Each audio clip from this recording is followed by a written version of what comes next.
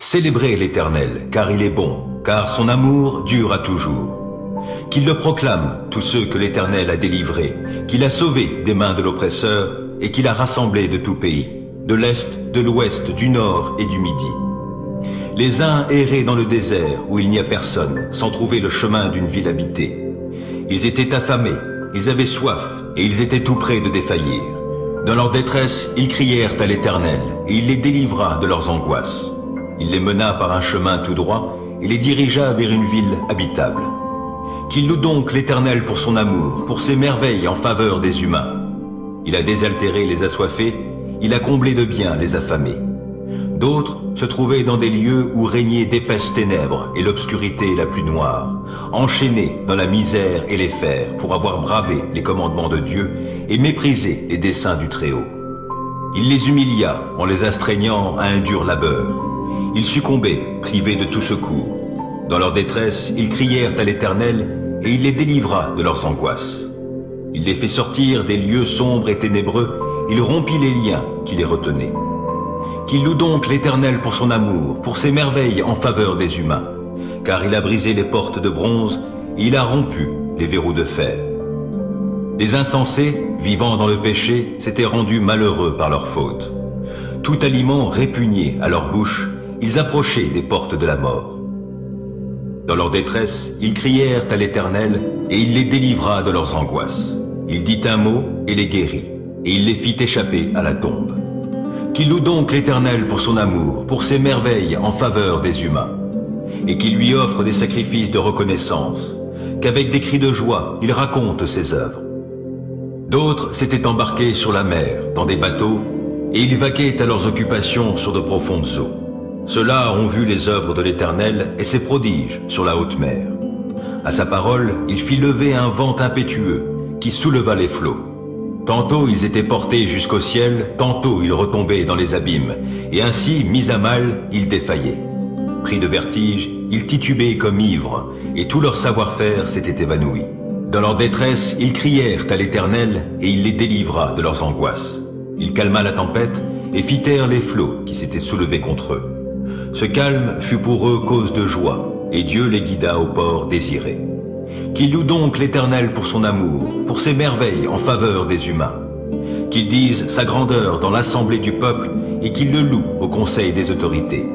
Il peut faire tarir les fleuves et les transformer en désert, ou changer les sources d'eau en lieux secs. D'un sol fertile, il fait une saline quand ses habitants pratiquent le mal.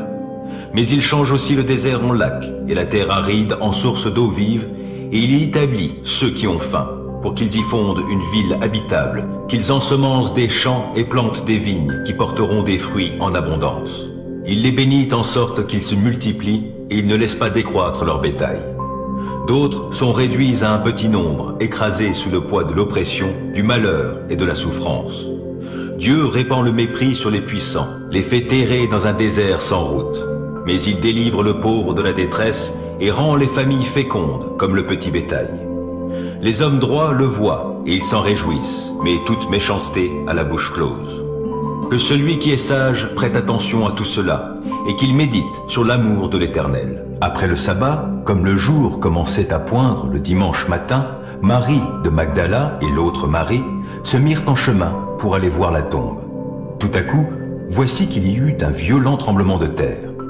Un ange du Seigneur descendit du ciel, s'approcha de la tombe, roula la pierre de côté et s'assit sur elle. Il avait l'apparence de l'éclair et ses vêtements étaient aussi blancs que la neige.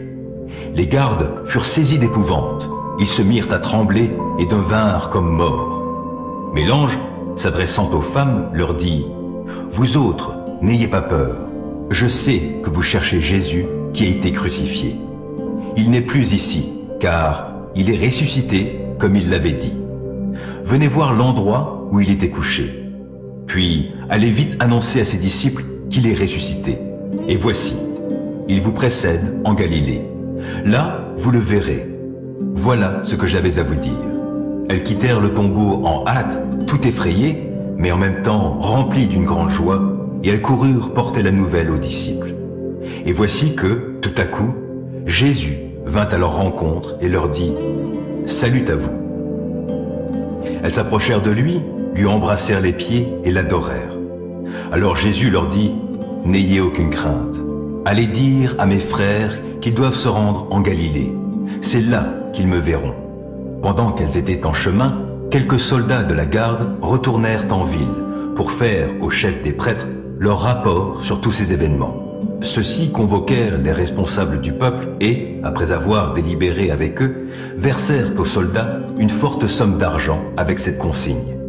Vous raconterez que ses disciples sont venus pendant la nuit et qu'ils ont volé son cadavre pendant que vous dormiez. Si jamais l'affaire parvenait aux oreilles du gouverneur, nous saurons lui parler et faire le nécessaire pour que vous n'ayez pas d'ennui. Les soldats prirent l'argent et se conformèrent à ces consignes. Cette version des faits s'est propagée parmi les Juifs, où elle accourt jusqu'à aujourd'hui. Les 11 disciples se rendirent en Galilée, sur la colline que Jésus leur avait indiquée. Dès qu'ils l'aperçurent, ils l'adorèrent, mais ils ne surent que penser. Alors Jésus s'approcha d'eux et leur parla ainsi. « J'ai reçu tout pouvoir dans le ciel et sur la terre. Allez donc dans le monde entier, faites des disciples parmi tous les peuples, baptisez-les au nom du Père, du Fils et du Saint-Esprit, et enseignez-leur à obéir à tout ce que je vous ai prescrit. Et voici, je suis moi-même avec vous tous les jours, jusqu'à la fin du monde. » Paul se rendit ensuite à Derbé, puis à Lystre. Il y trouva un disciple nommé Timothée. Sa mère était une croyante d'origine juive et son père était grec. Les frères de Lystre et d'Iconium disaient beaucoup de bien de lui. Paul désira le prendre avec lui. Il l'emmena donc et le fit circoncire par égard pour les Juifs qui habitaient dans ces régions et qui savaient tous que son père était grec. Dans toutes les villes où il passait, il communiquait aux frères les décisions prises par les apôtres et les responsables de l'Église à Jérusalem, en leur demandant de s'y conformer. Et les églises s'affermissaient dans la foi et voyaient augmenter chaque jour le nombre de leurs membres. Ils traversèrent la Galatie phrygienne parce que le Saint-Esprit les avait empêchés d'annoncer la parole dans la province d'Asie. Parvenus près de la Mysie, ils se proposaient d'aller en Bithynie, mais là encore, l'Esprit de Jésus s'opposa à leur projet. Ils traversèrent donc la Mysie et descendirent au port de Troie. Là, Paul eut une vision au cours de la nuit. Un Macédonien se tenait devant lui et le suppliait. « Viens en Macédoine et secours-nous. » À la suite de cette vision de Paul, nous avons aussitôt cherché à nous rendre en Macédoine, car nous avions la certitude que Dieu lui-même nous appelait à y annoncer l'Évangile. Nous nous sommes embarqués à Troie et nous avons mis directement le cap sur l'île de Samothrace. Le lendemain, nous avons atteint Néapolis. De là, nous sommes allés jusqu'à la colonie romaine de Philippe, ville du premier district de Macédoine. Nous avons passé plusieurs jours dans cette ville. Le jour du sabbat, nous nous sommes rendus hors de l'enceinte de la cité, au bord d'une rivière où nous supposions que les Juifs se réunissaient d'habitude pour la prière. Quelques femmes étaient rassemblées là. Nous nous sommes assis avec elles et nous leur avons parlé. Il y avait parmi elles une marchande d'étoffes de pourpre, nommée Lydie, originaire de la ville de Thyatire, une non-juive qui adorait Dieu. Elle écoutait et le Seigneur ouvrit son cœur, de sorte qu'elle fut attentive à ce que disait Paul. Elle fut baptisée avec sa famille et ceux qui en dépendaient.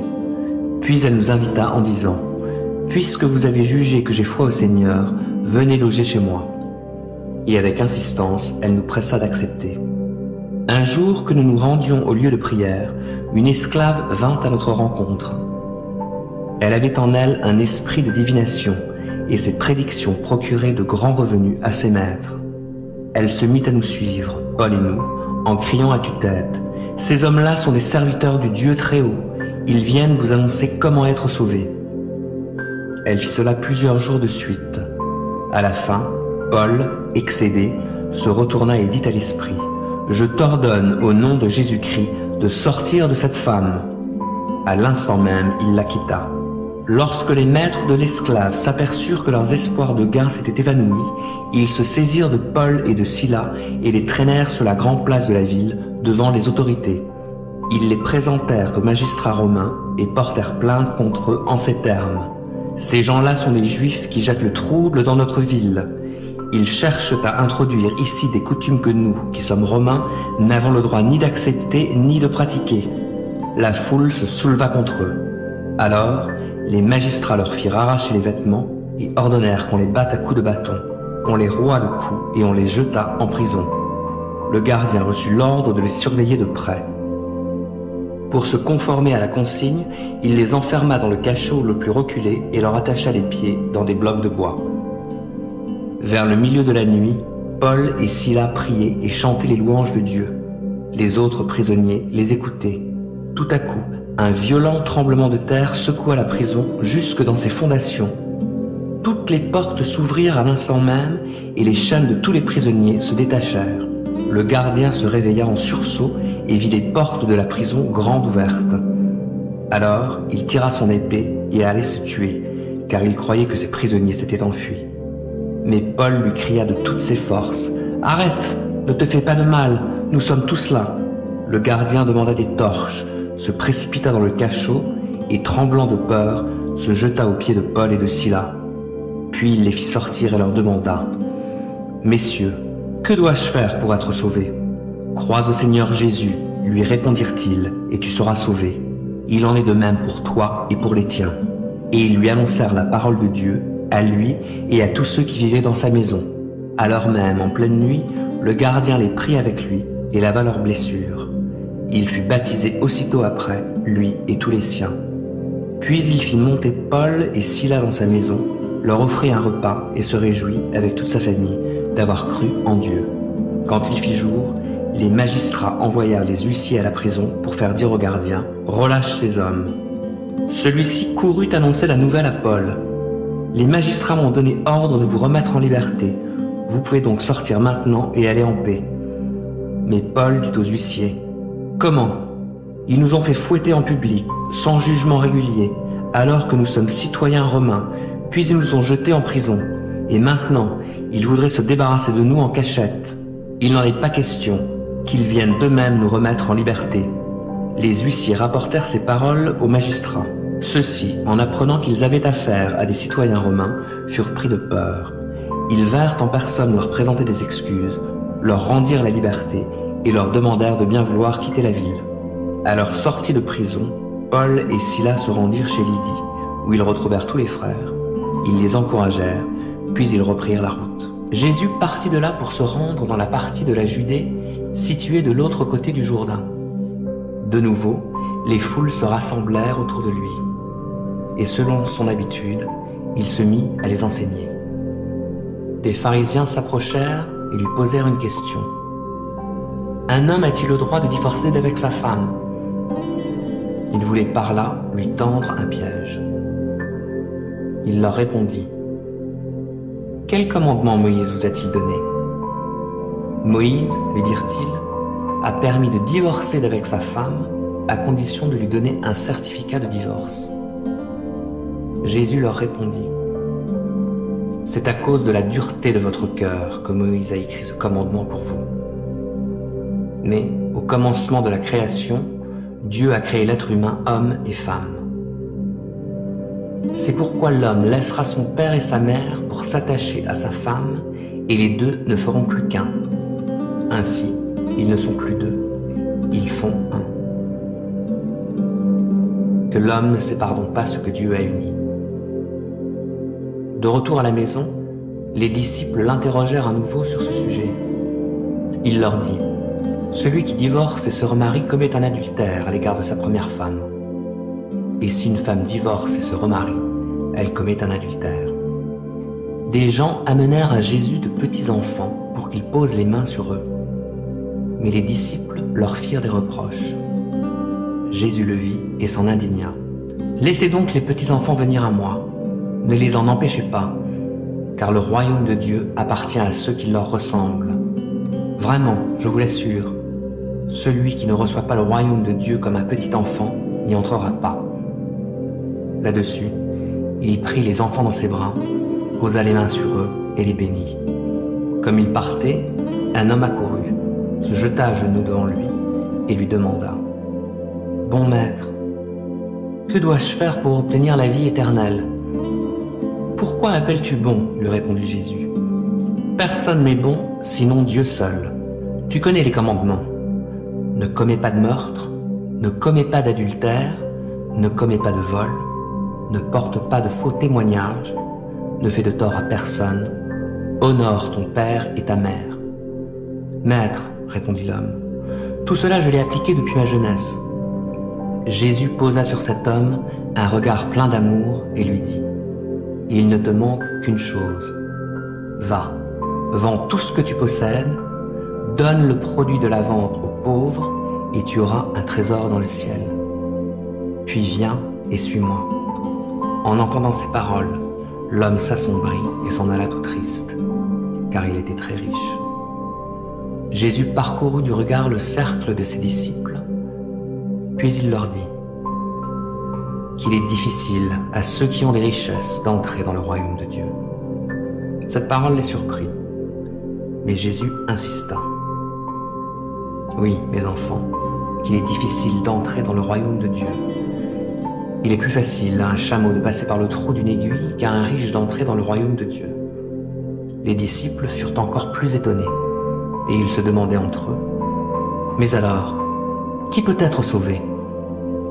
Jésus les regarda et leur dit, « Aux hommes c'est impossible, mais non à Dieu, car tout est possible à Dieu. » Alors Pierre lui dit, « Nous avons tout quitté pour te suivre. » Jésus répondit, « Vraiment, je vous l'assure, si quelqu'un quitte, à cause de moi et de l'Évangile, sa maison, ses frères, ses sœurs, sa mère, son père, ses enfants ou ses terres, il recevra 100 fois plus dès à présent, des maisons, des frères, des sœurs, des mères, des enfants, des terres, avec des persécutions, et dans le monde à venir, la vie éternelle. Mais beaucoup de ceux qui sont maintenant les premiers seront parmi les derniers, et beaucoup de ceux qui sont maintenant les derniers seront parmi les premiers. Ils étaient en route pour monter à Jérusalem. Jésus marchait en tête. L'angoisse s'était emparée des disciples, et ceux qui les suivaient étaient dans la crainte. Jésus prit de nouveau les 12 à part, et il se mit à leur dire ce qui allait arriver. « Voici, nous montons à Jérusalem. Le Fils de l'homme y sera livré aux chefs des prêtres et aux spécialistes de la loi. Ils le condamneront à mort et le remettront entre les mains des païens. Ils se moqueront de lui cracheront au visage, le battront à coups de fouet et le mettront à mort. Puis, au bout de 3 jours, il ressuscitera. » Alors Jacques et Jean, les fils de Zébédée, s'approchèrent de Jésus et lui dirent, « Maître, nous désirons que tu fasses pour nous ce que nous allons te demander. »« Que désirez-vous que je fasse pour vous ?» leur demanda-t-il. Ils répondirent, « Accorde-nous de siéger l'un à ta droite et l'autre à ta gauche lorsque tu seras dans la gloire. » Mais Jésus leur dit, « Vous ne vous rendez pas compte de ce que vous demandez. Pouvez-vous boire la coupe que je vais boire ou passer par le baptême que j'aurai à subir ?»« Oui, lui répondirent-ils, nous le pouvons. » Alors Jésus reprit, « Vous boirez en effet la coupe que je vais boire, et vous subirez le baptême par lequel je vais passer.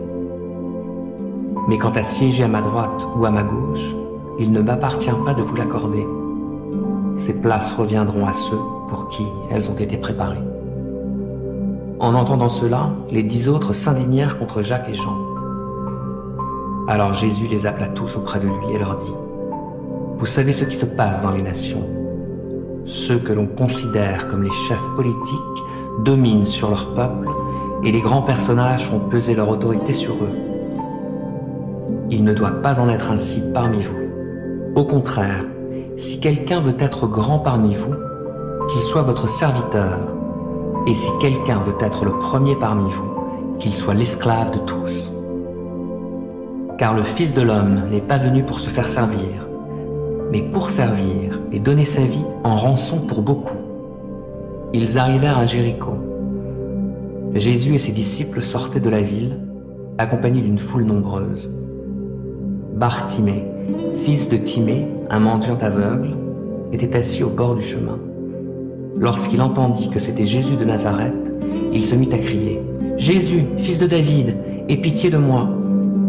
Mais beaucoup le rabrouaient pour le faire taire. Lui, cependant, criait de plus belle, « « Fils de David, aie pitié de moi !» Jésus s'arrêta et dit « Appelez-le !»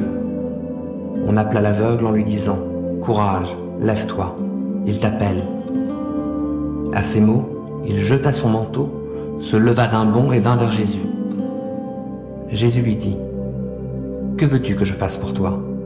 « Maître, lui répondit l'aveugle, fais que je puisse voir. »« Va, lui dit Jésus, parce que tu as cru en moi, tu es guéri. » Aussitôt, il recouvra la vue et suivit Jésus sur le chemin. Si l'on surprend un voleur en train de pénétrer dans une maison par effraction et qu'on lui assène un coup mortel, celui qui l'aura frappé ne sera pas coupable de meurtre.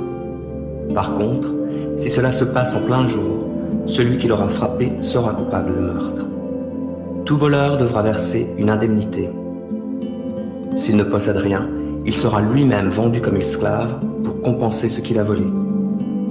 S'il a volé un animal, bovin, âne ou mouton, et qu'on le retrouve vivant en sa possession, il rendra 2 animaux en compensation. Si quelqu'un fait brouter ses bêtes dans le champ ou le vignoble d'autrui, il indemnisera le propriétaire lésé en lui donnant le meilleur produit de son propre champ et de son vignoble. Si quelqu'un allume un feu et que celui-ci, rencontrant des buissons d'épines, se propage et brûle les gerbes du voisin, ou son blé sur pied, ou bien son blé en herbe, l'auteur de l'incendie sera tenu de donner compensation pour ce qui aura été brûlé. Si un homme confie à la garde d'autrui de l'argent ou des objets de valeur et qu'il soit volé dans la maison de celui qui en avait accepté la garde, si le voleur est retrouvé, il restituera le double de ce qu'il a volé. S'il ne l'est pas, le maître de la maison comparaîtra devant Dieu pour savoir s'il ne s'est pas emparé du bien de son prochain. Dans toute affaire frauduleuse, qu'il s'agisse d'un bovin, d'un âne, d'un mouton, d'un vêtement ou de n'importe quel objet perdu dont 2 personnes revendiqueront la propriété, les 2 parties porteront leur litige devant Dieu. Celui que Dieu déclarera coupable restituera le double à l'autre.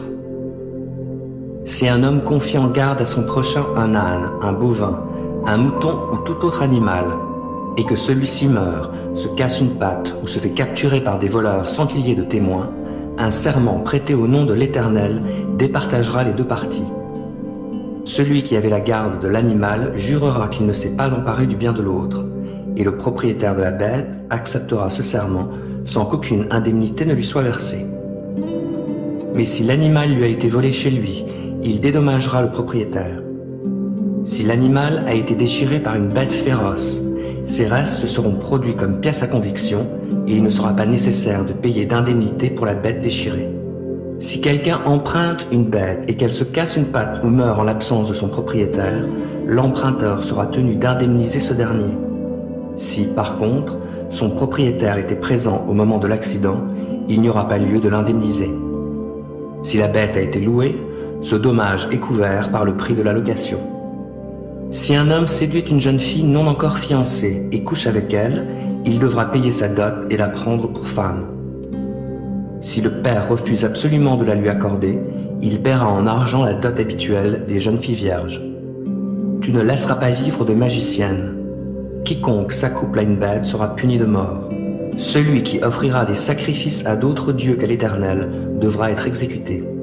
Tu n'exploiteras pas l'étranger qui vit dans ton pays et tu ne l'opprimeras pas, car vous avez été vous-même étrangers en Égypte. Vous n'opprimerez pas la veuve ni l'orphelin. Si vous les opprimez et qu'ils fassent monter leur plainte vers moi, je ne manquerai pas d'écouter leurs cris. Je me mettrai en colère contre vous et je vous ferai périr par la guerre, de sorte que vos femmes deviendront veuves et vos fils orphelins. Si tu prêtes de l'argent à un membre de mon peuple, à un pauvre qui est avec toi, tu n'agiras pas envers lui comme un usurier, tu n'en exigeras pas d'intérêt. Si tu prends en gage le manteau de ton prochain, tu le lui rendras avant le coucher du soleil, car c'est là sa seule couverture. Autrement, dans quoi s'envelopperait-il pour dormir? S'il crie vers moi, je l'écouterai, car je suis compatissant. Tu n'insulteras pas Dieu, et tu ne maudiras pas celui qui gouverne ton peuple. Tu ne différeras pas l'offrande des prémices de ta moisson et de ta vendange. Tu me donneras le premier-né de tes fils. Tu m'offriras également le premier-né de tes bovins, de tes moutons et de tes chèvres.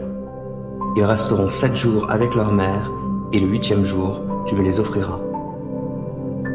Vous serez pour moi des hommes saints. Vous ne mangerez donc pas la viande d'un animal déchiré par des bêtes sauvages. Vous le jetterez aux chiens. » Alors l'Esprit me souleva et me transporta à la porte orientale du temple de l'Éternel, c'est-à-dire à celle qui fait face au soleil levant. À l'entrée de la porte, je vis 25 hommes qui se tenaient là, et au milieu d'eux, 2 chefs du peuple. Yaazania, fils d'Azur, et Pélatia, fils de Benaïa. L'Esprit de Dieu me dit, « Fils d'homme, voilà les gens qui trament le mal et qui donnent de mauvais conseils dans cette ville. Ils disent, le malheur n'est pas si proche, bâtissons des maisons. Cette ville est comme une marmite et nous sommes comme de la viande. C'est pourquoi prophétise contre eux, prophétise, fils d'homme. » L'Esprit de l'Éternel tomba sur moi et me dit d'apporter le message suivant. Ainsi parle l'Éternel. Je sais ce que vous dites, vous, communauté d'Israël. Je connais les pensées que nourrit votre esprit. Vous avez commis tant de meurtres que les rues de la ville sont remplies de cadavres. C'est pourquoi le Seigneur, l'Éternel, parle ainsi. La ville est bien une marmite, mais quelle en est la viande? Ce sont les corps de vos victimes étendus dans la ville. Mais vous, on vous en fera sortir. Vous redoutez l'épée, eh bien, moi, je ferai venir l'épée contre vous. C'est là ce que déclare le Seigneur, l'Éternel. Je vous ferai sortir de la ville et je vous livrerai à des étrangers et j'exécuterai ainsi mes jugements contre vous. Vous tomberez victime de l'épée. C'est sur le territoire du pays d'Israël que je vous jugerai et vous reconnaîtrez que je suis l'Éternel. La ville ne sera pas une marmite pour vous et vous ne serez pas la viande au-dedans d'elle. Et je vous jugerai à l'intérieur du territoire d'Israël. Et vous reconnaîtrez que je suis l'Éternel, moi, dont vous n'avez pas suivi les lois ni appliqué le droit, tandis que vous avez adopté les coutumes des peuples d'alentour. Pendant que je prophétisais, Pélatia, fils de Benaïa, mourut. Alors je tombai sur ma face et je m'écriai d'une voix forte, « Ah, Seigneur éternel, vas-tu exterminer ce qui reste d'Israël » L'Éternel m'adressa la parole et me dit, « Fils d'homme, c'est à tes compatriotes et aux gens de ton peuple, et à tous ceux qui font partie de la communauté d'Israël, que les gens de Jérusalem déclarent. Restez loin de l'Éternel, car c'est à nous que le pays est accordé en possession. C'est pourquoi tu diras, voici ce que déclare le Seigneur, l'Éternel. Je les ai éloignés au milieu de peuples étrangers, je les ai dispersés dans des pays étrangers. Cependant, je serai pour eux pendant quelque temps un sanctuaire dans ces pays où ils se sont rendus. Dis-leur donc, le Seigneur, l'Éternel, vous déclare, je vous rassemblerai du milieu des peuples, je vous recueillerai des pays étrangers dans lesquels vous avez été dispersés, et je vous donnerai le pays d'Israël. Alors ils y viendront, et ils en ôteront tous les objets abominables et toutes les idoles abjectes. Je leur donnerai un cœur qui me sera entièrement dévoué, et je mettrai en eux un esprit nouveau. J'ôterai de leur être leur cœur dur comme la pierre, et je leur donnerai un cœur de chair, afin qu'ils vivent selon mes ordonnances, qu'ils obéissent à mes lois et les appliquent. Ils seront mon peuple, et je serai leur Dieu. Quant à ceux dont le cœur s'attache à leurs idoles, qui continuent à suivre leurs abominations, je ferai retomber sur eux ce que mérite leur conduite. C'est là ce que déclare le Seigneur, l'Éternel. À ce moment, les chérubins déployèrent leurs ailes et les roues se mirent en mouvement avec eux. La gloire de Dieu était au-dessus d'eux, tout en haut. Ensuite, la gloire de Dieu s'éleva du milieu de la ville et se tint sur le mont qui se trouve à l'est de Jérusalem. Alors l'Esprit me souleva et me ramena en Chaldée, auprès des exilés. Cela se passait dans la vision donnée par l'Esprit de Dieu, et la vision qui m'avait été accordée s'éleva au-dessus de moi. Je racontais aux déportés tout ce que l'Éternel m'avait fait voir. Les mouches mortes gâtent et font fermenter l'huile parfumée. Un brin de folie a plus d'effet que la sagesse et l'honneur. Le cœur du sage le dirige du bon côté, tandis que celui de l'insensé le pousse du mauvais côté. Même quand ce dernier s'avance en chemin, le bon sens lui fait défaut, et il dit à tout le monde, « Il est insensé celui-là ». Si la mauvaise humeur du chef se tourne contre toi, ne quitte pas ton poste, car le calme évite de graves fautes. Il est un autre mal que j'ai constaté sous le soleil et qui est comme une méprise ayant échappé au souverain. La sottise est promue au rang le plus élevé, alors que des gens riches sont dans l'abaissement. J'ai vu des esclaves aller à cheval et des princes marcher à pied comme des esclaves. Qui creuse un trou risque d'y tomber, et qui abat un mur peut être mordu par un serpent. Qui arrache des pierres risque de se blesser, et qui fend du bois se met en danger. Si le fer de la hache est émoussé et qu'on n'en aiguise pas le tranchant, il faudra redoubler de force, mais la sagesse a l'avantage d'assurer la réussite. Si le serpent mord parce qu'il n'a pas été charmé, le charmeur n'a aucun avantage. Les paroles du sage sont empreintes de bonté, mais la bouche de l'insensé cause sa perte. Il commence par dire des sottises et finit en proférant les pires insanités. L'insensé multiplie les paroles, mais l'homme ignore l'avenir et personne ne peut lui révéler ce qui arrivera après lui. Le labeur de l'insensé l'exténue. Il ne sait même pas comment aller à la ville. Malheur au pays dont le roi est un gamin et dont les ministres festoient dès le matin. Heureux le pays dont le roi est issu d'une famille dirigeante et dont les ministres mangent en temps voulu pour prendre des forces et non pour s'adonner à la boisson. Quand les mains sont paresseuses, la charpente s'effondre. Et quand on a les bras ballants, la maison finit par avoir des gouttières. On prépare un repas pour se réjouir, le vin égaie la vie et l'argent répond à toutes sortes de besoins. Ne maudis pas le roi, même en pensée, et ne maudis pas un riche, même dans ta chambre à coucher, car un oiseau emporterait tes paroles, la gent ailée colporterait tes propos. Voici ce que déclare le Seigneur des armées célestes, Dieu d'Israël, à tous les exilés que j'ai fait déporter de Jérusalem à Babylone. Construisez des maisons et installez-vous-y. Plantez des jardins et mangez-en les productions. Mariez-vous et ayez des enfants. Mariez vos fils et donnez vos filles en mariage et qu'elles aient des enfants. Multipliez-vous là-bas et ne laissez pas diminuer votre nombre. Recherchez le bien-être de la ville où je vous ai déporté et priez l'Éternel en sa faveur, car de son bien-être dépend le vôtre. En effet, voici ce que déclare le Seigneur des armées célestes, Dieu d'Israël. Ne vous laissez pas induire en erreur par vos prophètes qui sont au milieu de vous, ni par vos devins, et ne prêtez pas attention aux révélations que vous leur demandez. Car ce sont des mensonges qu'ils prophétisent en mon nom. Je ne les ai pas envoyés. L'Éternel le déclare. Car voici ce que déclare l'Éternel. C'est seulement au bout des 70 années allouées à Babylone que j'interviendrai en votre faveur pour accomplir la promesse que je vous ai faite de vous faire revenir dans ce pays. Car moi, je connais les projets que j'ai conçus en votre faveur, déclare l'Éternel. Ce sont des projets de paix et non de malheur, afin de vous assurer un avenir plein d'espérance. Alors vous m'invoquerez et vous viendrez m'adresser vos prières et je vous exaucerai. Vous vous tournerez vers moi et vous me trouverez lorsque vous vous tournerez vers moi de tout votre cœur. Je me laisserai trouver par vous, l'Éternel le déclare. Je ferai revenir les exilés de votre peuple et je vous rassemblerai du milieu de tous les peuples étrangers et de tous les lieux où je vous ai dispersés. L'Éternel le déclare pour vous ramener dans le pays d'où je vous ai déporté. Or vous dites, l'Éternel nous a suscité des prophètes ici à Babylone. Eh bien, voici ce que déclare l'Éternel au sujet du roi qui est assis sur le trône de David et de tout le peuple qui habite dans cette ville-ci, de vos compatriotes qui n'ont pas été déportés avec vous. Voici ce que déclare le Seigneur des armées célestes. Je vais déchaîner contre eux l'épée, la famine et la peste, et je les rendrai semblables à des figues pourries qui ne peuvent être mangées tant elles sont mauvaises. Je les poursuivrai avec l'épée, la famine et la peste, et je ferai qu'ils inspirent l'épouvante dans tous les royaumes de la terre. Je ferai d'eux un sujet de malédiction, un spectacle désolant. Ils s'attireront des sifflements horrifiés et l'opprobre de tous les peuples au milieu desquels je les aurai dispersés, parce qu'ils n'ont pas écouté mes paroles, déclare l'Éternel, lorsque je leur ai envoyé mes serviteurs, les prophètes, sans me lasser. Non, vous ne les avez pas écoutés, l'Éternel le déclare. Maintenant, vous tous les exilés que j'ai déportés de Jérusalem à Babylone, écoutez la parole de l'Éternel. Voici ce que déclare le Seigneur des armées célestes, Dieu d'Israël, au sujet d'Achab, fils de Kolaïa, et de Sédécias, fils de Maaséia, qui vous prophétisent des mensonges en mon nom. Je vais les livrer à Nabuchodonosor, roi de Babylone, qui les fera exécuter sous vos yeux.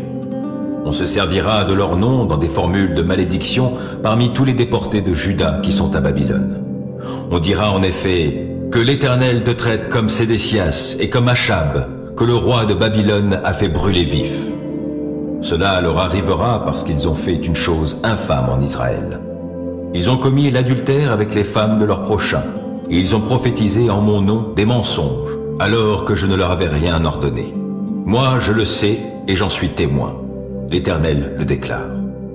Tu parleras aussi à Shemaïa de Néhélam en ces termes. Voici ce que déclare le Seigneur des armées célestes, Dieu d'Israël. Tu as envoyé en ton propre nom des lettres à toute la population de Jérusalem, ainsi qu'au prêtre Sophonie, fils de Maaséia, et à tous les autres prêtres, disant ceci. L'Éternel t'a établi prêtre à la place du prêtre Yehoyada, pour que tu exerces ta surveillance dans le temple de l'Éternel sur tout exalté qui se met à prophétiser, pour l'attacher au pilori avec des fers. Comment se fait-il donc que tu n'aies pas sévi contre Jérémie d'Anatoth, qui prophétise parmi vous? Car il vient de nous envoyer un message à Babylone pour nous dire « Votre exil durera longtemps. Construisez des maisons et installez-vous-y. Plantez des jardins et mangez-en les productions. » Sophonie, le prêtre, lut cette lettre au prophète Jérémie. Alors l'Éternel adressa la parole à Jérémie. « Envoie ce message à tous les exilés. Voici ce que déclare l'Éternel au sujet de Shemaïa de Néhélam. Shemaïa vous a prophétisé sans que je l'ai mandaté, et il vous a fait croire des mensonges. Eh bien, voici ce que déclare l'Éternel. Je vais sévir contre Shemaïa de Néhélam et ses descendants. Aucun des siens ne subsistera au milieu de ce peuple, et il ne jouira pas du bonheur que je vais accorder à mon peuple. L'Éternel le déclare, car il a prêché la rébellion contre l'Éternel. Déclaration de l'Éternel.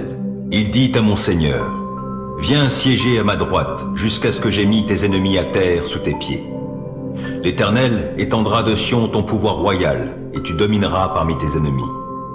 Au jour où tu ranges tes forces en ordre de bataille, ton peuple est plein d'ardeur, et, du sein de l'aurore, dans de saintes parures, tous tes jeunes guerriers se presseront vers toi comme née la rosée.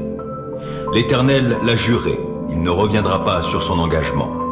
Tu seras prêtre pour toujours, selon la ligne de Melchisédek. Le Seigneur, à ta droite, va écraser des rois au jour de sa colère. Il exerce le jugement parmi les peuples. Les cadavres s'entassent, il écrase des chefs de par la terre entière. En chemin, le roi s'abreuve au torrent, puis relève la tête. Malheur à ces législateurs qui édictent des lois iniques, et à ceux qui rédigent des décrets qui engendrent la misère, pour refuser aux miséreux que justice leur soit rendue, pour priver de leurs droits les pauvres de mon peuple, pour dépouiller les veuves et pour piller les orphelins. Que ferez-vous au jour du règlement de compte, lorsque la destruction viendra sur vous de loin? Vers qui donc fuirez-vous pour avoir du secours? Et où cacherez-vous l'amas de vos richesses? Il ne restera rien à faire, sinon se courber sous le joug parmi les prisonniers ou tomber parmi les victimes. Mais malgré tout cela, son courroux ne s'apaise pas, sa main reste levée. Malheur à l'Assyrien, bâton de ma colère. Ce gourdin dans sa main est l'instrument de ma fureur. Je l'enverrai pour attaquer une nation impie. Je vais lui donner la mission de rafler le butin d'un peuple qui déchaîne ma fureur, de le mettre au pillage et de le piétiner comme la boue des rues. Mais ce n'est pas ainsi que le roi d'Assyrie a vu les choses et qu'il a raisonné. Car il ne songe qu'à détruire et à exterminer des peuples en grand nombre. Oui, voici ce qu'il dit. Mes princes ne sont-ils pas autant de rois? Calno a bien subi le sort de Carchemish, Hamath celui d'Arpad, Samarie celui de Damas. Si, de ma main, j'ai atteint des royaumes adorant des idoles dont les statues étaient bien plus nombreuses que celles de Jérusalem et que celles de Samarie, ne traiterai-je pas Jérusalem et ses statues tout comme j'ai traité Samarie avec ses idoles? Voici ce qui arrivera, dit le Seigneur. Quand j'aurai achevé toute mon œuvre sur le mont Sion et à Jérusalem, j'interviendrai contre le roi de l'Assyrie à cause de ses pensées orgueilleuses et de son regard arrogant, car il a déclaré « C'est par ma propre force que j'ai fait tout cela, et grâce à mon habileté, car je suis très intelligent. Moi, j'ai déplacé les frontières de nombreux peuples et pillé leurs trésors, et, comme un homme fort, j'ai détrôné des rois. Ma main a ramassé les richesses des peuples comme on ramasse un nid. Comme on s'empare des œufs abandonnés, j'ai pris toute la terre sans qu'il y ait personne pour agiter les ailes ou pour ouvrir le bec ou pour siffler. Mais la cognée se vante-t-elle aux dépens de celui qui la manie? Ou la scie se glorifie-t-elle aux dépens de celui qui l'utilise? Comme si le bâton faisait mouvoir celui qui le brandit, comme si le gourdin brandissait celui qui n'est pas de bois.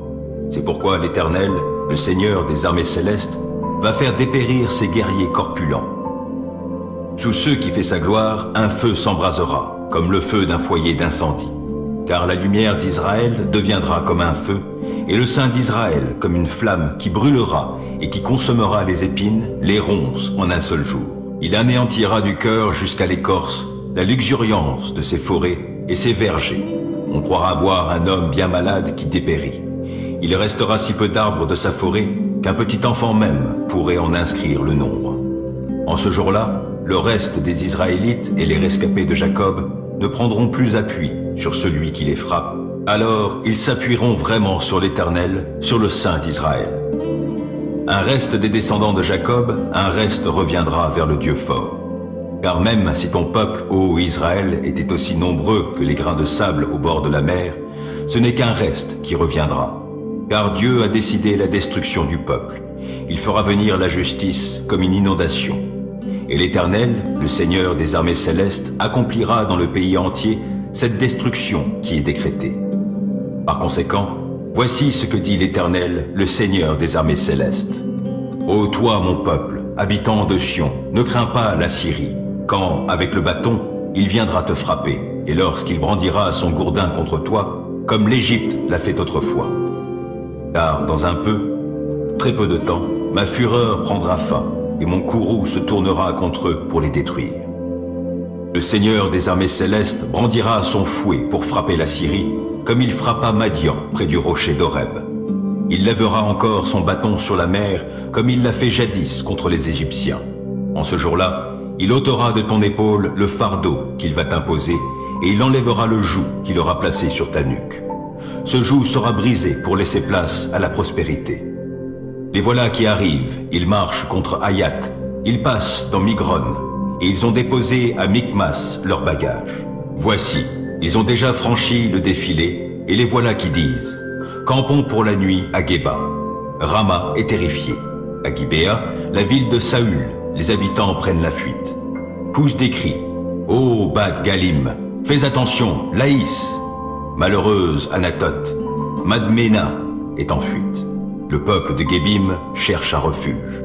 Oui, aujourd'hui déjà, il fera halte à Nob et menacera de son poing le mont du peuple de Sion, oui, la colline de Jérusalem. Mais voici, l'Éternel, le Seigneur des armées célestes, abat avec violence toutes ces belles branches. Les plus hauts arbres sont coupés, les plus élevés sont à terre. Il tranche avec la hache les taillis des forêts, et le Liban s'effondre sous les coups du puissant. Après cela, le Seigneur choisit encore 72 autres disciples et les envoya deux par deux pour le précéder dans toutes les villes et les localités où il devait se rendre. Il leur disait: la moisson est abondante, mais les ouvriers peu nombreux. Priez donc le Seigneur, à qui appartient la moisson, d'envoyer des ouvriers pour moissonner. Allez, je vous envoie comme des agneaux au milieu des loups. N'emportez ni bourse, ni sac de voyage, ni sandales, et ne vous attardez pas en chemin pour saluer les gens. Lorsque vous entrerez dans une maison, dites d'abord: que la paix soit sur cette maison. Si un homme de paix y habite, votre paix reposera sur lui. Si ce n'est pas le cas, elle reviendra à vous. Restez dans cette maison-là, prenez la nourriture et la boisson que l'on vous donnera, car l'ouvrier mérite son salaire. Ne passez pas d'une maison à l'autre pour demander l'hospitalité. Dans toute ville où vous irez et où l'on vous accueillera, mangez ce que l'on vous offrira, guérissez les malades qui s'y trouveront, et dites aux gens: le royaume de Dieu est proche de vous. Mais dans toute ville où vous entrerez et où l'on ne voudra pas vous recevoir, allez sur la place publique et dites: la poussière de votre ville qui s'est attachée à nos pieds, nous la secouons contre vous. Sachez pourtant ceci: le royaume de Dieu est proche. Je vous assure qu'au jour du jugement, Sodome sera traitée avec moins de rigueur que cette ville-là. Malheur à toi, Chorazin. Malheur à toi, Bethsaïda. Car si les miracles qui se sont produits au milieu de vous avaient eu lieu à Tyr et à Sidon, il y a longtemps que leurs habitants auraient changé et l'auraient manifesté en revêtant des habits de toile de sac et en se couvrant de cendres. C'est pourquoi, au jour du jugement, ces villes seront traitées avec moins de rigueur que vous. Et toi, Capernaum, crois-tu que tu seras élevé jusqu'au ciel? Non, tu seras précipité au séjour des morts. Il ajouta, si quelqu'un vous écoute, c'est moi qui l'écoute. Si quelqu'un vous rejette, c'est moi qui le rejette. Or, celui qui me rejette, rejette celui qui m'a envoyé. Quand les 72 disciples revinrent, ils étaient pleins de joie et disaient, Seigneur, même les démons se soumettent à nous quand nous leur donnons le désordre en ton nom. Il leur répondit, je voyais Satan tomber du ciel comme l'éclair. Écoutez, je vous ai donné le pouvoir de marcher sur les serpents et les scorpions et d'écraser toutes les forces de l'ennemi, sans que rien ne puisse vous faire du mal. Toutefois, ce qui doit vous réjouir, ce n'est pas de voir que les esprits mauvais vous sont soumis, mais de savoir que vos noms sont inscrits dans le ciel. Au même moment, Jésus fut transporté de joie par le Saint-Esprit et s'écria, « Je te loue, ô Père, Seigneur du ciel et de la terre, parce que tu as caché ces choses aux sages et aux intelligents, et que tu les as révélées à ceux qui sont tout petits. Oui, Père, car dans ta bonté, tu l'as voulu ainsi. Mon Père a remis toutes choses entre mes mains. Personne ne sait qui est le Fils, si ce n'est le Père, et personne ne sait qui est le Père, si ce n'est le Fils, et celui à qui le Fils veut le révéler. » Puis, se tournant vers ses disciples, il leur dit en particulier, « Heureux ceux qui voient ce que vous voyez, car, je vous l'assure, beaucoup de prophètes et de rois auraient voulu voir ce que vous voyez, mais ne l'ont pas vu. Ils auraient voulu entendre ce que vous entendez, mais ne l'ont pas entendu. » Un enseignant de la loi se leva et posa une question à Jésus pour lui tendre un piège. « Maître, lui dit-il, que dois-je faire pour obtenir la vie éternelle ?» Jésus lui répondit, « Qu'est-il écrit dans la loi? Comment la comprends-tu » Il lui répondit, « Tu aimeras le Seigneur ton Dieu de tout ton cœur, de toute ton âme, de toute ton énergie et de toute ta pensée et ton prochain comme toi-même. » « Tu as bien répondu, lui dit Jésus. Fais cela et tu auras la vie. » Mais l'enseignant de la loi, voulant se donner raison, reprit, « Oui, mais qui donc est mon prochain ?» En réponse, Jésus lui dit, « Il y avait un homme qui descendait de Jérusalem à Jéricho, quand il fut attaqué par des brigands. Ils lui arrachèrent ses vêtements, le rouèrent de coups et s'en allèrent, le laissant à moitié mort. Or, il se trouva qu'un prêtre descendait par le même chemin. Il vit le blessé et, s'en écartant, poursuivit sa route. De même aussi, un lévite arriva au même endroit, le vit et, s'en écartant, poursuivit sa route. Mais un samaritain qui passait par là arriva près de cet homme. En le voyant, il fut pris de compassion. Il s'approcha de lui, soigna ses plaies avec de l'huile et du vin et les recouvrit de pansements. Puis, le chargeant sur sa propre mule, il l'emmena dans une auberge où il le soigna de son mieux.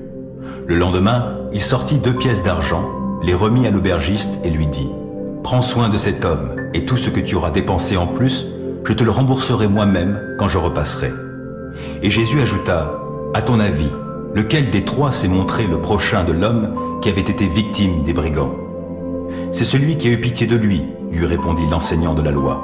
« Eh bien, va et agis de même, » lui dit Jésus.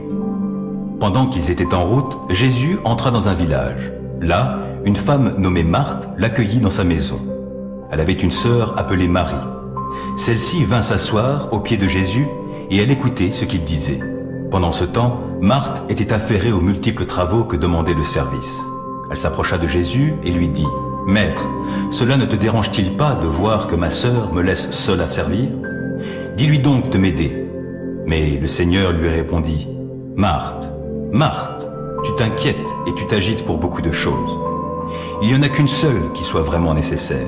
Marie a choisi la meilleure part et personne ne la lui enlèvera. » Je tiens, en effet, à ce que vous sachiez combien rude est le combat que je livre, pour vous et pour les frères et sœurs qui sont à Laodicée, comme pour tous ceux qui ne m'ont jamais vu personnellement. Je combats pour eux afin qu'ils soient encouragés et que, unis par l'amour, ils accèdent ensemble en toute sa richesse à la certitude que donne la compréhension du secret de Dieu et à la pleine connaissance de ce secret, c'est-à-dire de Christ. En lui se trouvent cachés tous les trésors de la sagesse et de la connaissance. J'affirme cela afin que personne ne vous égare par des discours trompeurs, car même si je suis physiquement absent, je suis avec vous par la pensée, et c'est une joie pour moi de constater l'ordre qui règne parmi vous et la fermeté de votre foi en Christ. Aussi, puisque vous avez reçu Christ Jésus le Seigneur, comportez-vous comme des gens unis à lui. Enracinez-vous en lui, construisez toute votre vie sur lui et attachez-vous de plus en plus fermement à la foi conforme à ce qu'on vous a enseigné. Agissez ainsi en adressant à Dieu de nombreuses prières de reconnaissance. Veillez à ce que personne ne vous prenne au piège de la recherche d'une sagesse qui n'est que tromperie et illusion, qui se fonde sur des traditions toutes humaines, sur les principes élémentaires qui régissent la vie des gens de ce monde, mais non sur Christ. Car c'est en lui, c'est dans son corps, qu'habite toute la plénitude de ce qui est en Dieu. Et par votre union avec lui, vous êtes pleinement comblés, car il est le chef de toute autorité et de toute puissance.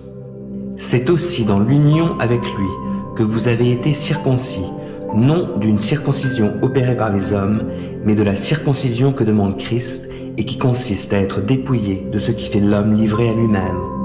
Vous avez été ensevelis avec Christ par le baptême, et c'est aussi dans l'union avec lui que vous êtes ressuscités avec lui par la foi en la puissance de Dieu qui l'a ressuscité des morts. Et vous, qui étiez morts à cause de vos fautes et parce que vous étiez incirconcis, Dieu vous a donné la vie avec Christ. Il nous a pardonné toutes nos fautes, car il a annulé l'acte qui établissait nos manquements à l'égard des commandements. Oui, il l'a effacé, le clouant sur la croix. Là, il a désarmé toute autorité, tout pouvoir, les donnant publiquement en spectacle quand il les a traînés dans son cortège triomphal après sa victoire à la croix. C'est pourquoi ne vous laissez juger par personne à propos de ce que vous mangez ou de ce que vous buvez ou au sujet de l'observance des jours de fête, des nouvelles lunes ou des sabbats. Tout cela n'était que l'ombre des choses à venir. La réalité est en Christ. Ne vous laissez pas condamner par ces gens qui prennent plaisir à s'humilier et à s'adonner à un culte des anges. Ils se livrent à leur vision. Ils s'enflent d'orgueil sans raison, poussés par leurs pensées toutes humaines. Ils ne s'attachent pas à Christ, qui est le chef, la tête. C'est de lui que le corps tout entier tire sa croissance comme Dieu le veut, grâce à la cohésion et à l'unité que lui apportent les articulations et les ligaments. Vous êtes morts avec Christ à tous ces principes élémentaires qui régissent la vie des gens de ce monde. Pourquoi alors, comme si votre vie appartenait encore à ce monde, vous laissez-vous imposer des règles du genre « ne prends pas ceci, ne mange pas de cela, ne touche pas à cela » ? Toutes ces choses ne sont-elles pas destinées à périr après qu'on en a fait usage ? Voilà bien des commandements et des enseignements purement humains. Certes, les prescriptions de ce genre paraissent empreintes d'une grande sagesse, car elles demandent une dévotion rigoureuse, des gestes d'humiliation et l'assujettissement du corps à une sévère discipline. En fait, elles n'ont aucune valeur, sinon pour satisfaire des aspirations toutes humaines. À ce moment-là, les disciples s'approchèrent de Jésus et lui demandèrent « Qui donc est le plus grand dans le royaume des cieux ?» Alors Jésus appela un petit enfant, le plaça au milieu d'eux et dit « Vraiment, je vous l'assure, si vous ne changez pas et ne devenez pas comme de petits enfants, vous n'entrerez pas dans le royaume des cieux. C'est pourquoi le plus grand dans le royaume des cieux est celui qui s'abaisse comme cet enfant. Et celui qui accueille, en mon nom, un enfant comme celui-ci, m'accueille moi-même. Si quelqu'un devait causer la chute de l'un de ces petits qui croient en moi, il vaudrait mieux qu'on lui attache au cou une de ces pierres de meule que font tourner les ânes et qu'on le précipite au fond du lac. Quel malheur pour le monde qu'il y ait tant d'occasions de chute. Il est inévitable qu'il y en ait, mais malheur à celui qui crée de telles occasions. Si ta main ou ton pied cause ta chute, coupe-les et jette-les au loin. Car il vaut mieux pour toi entrer dans la vie avec une seule main ou un seul pied que de garder tes 2 mains ou tes 2 pieds et d'être jeté dans le feu éternel. Si ton œil cause ta chute, arrache-le et jette-le au loin. Car il vaut mieux pour toi entrer dans la vie avec un seul œil que de conserver tes 2 yeux et d'être jeté dans le feu de l'enfer. Faites attention, ne méprisez pas un seul de ces petits. Je vous l'assure, leurs anges dans le ciel se tiennent constamment en présence de mon Père céleste. Qu'en pensez-vous?